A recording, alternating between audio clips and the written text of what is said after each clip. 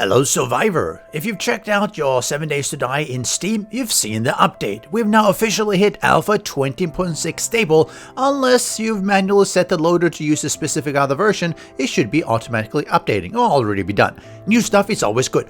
I'm not going to go into too much detail of the whole patch as I've already covered it more when it was an experimental. Check the linked video in the description if you want to see more of that. However, there was one feature that was not in the patch notes for the experimental and amusingly also seemed to not be in the patch notes for the stable, even though they acknowledged that they missed it out. It does make you wonder what else changes every version that we never find out about. But most importantly, 20.6 should be fully backward compatible with your previous Alpha 20 save. However, I always recommend taking a backup, just in case.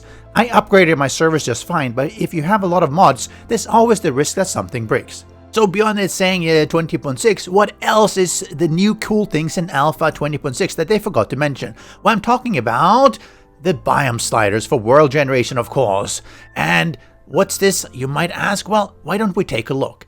Remember, you need to go into pre-generation of a map to take advantage of this. And you go to editing tools, and then you go to random gen previewer. If you don't do that and just start a game, it will just use whatever are the default settings grabbed from the XMLs. So if you want to change them, go here. As a quick aside, you might have seen some YouTubers play on maps which were entirely snow or wasteland and so on. This was normally accomplished by the old trick of repainting the biome image of a generated world. Not too troublesome if you're just changing that to be a one biome of the whole map, but it's a pain if you want to try to make it look natural with multiple biomes.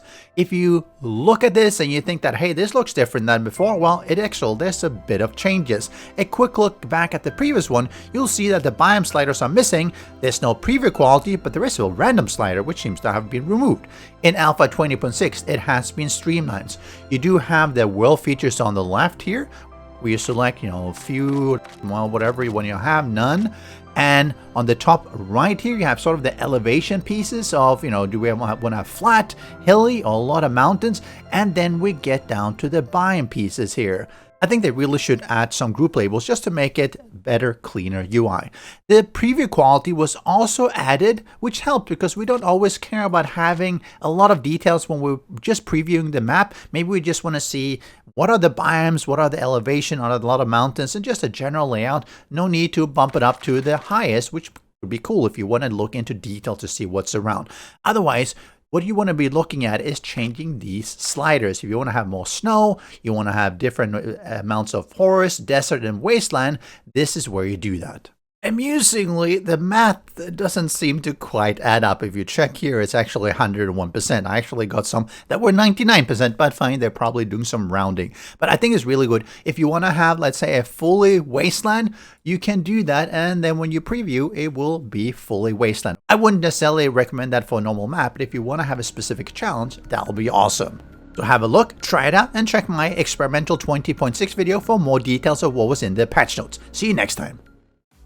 Special thanks to the great patrons supporting the channel. If you would like to join the Vedui community and support these videos, do follow the Patreon link.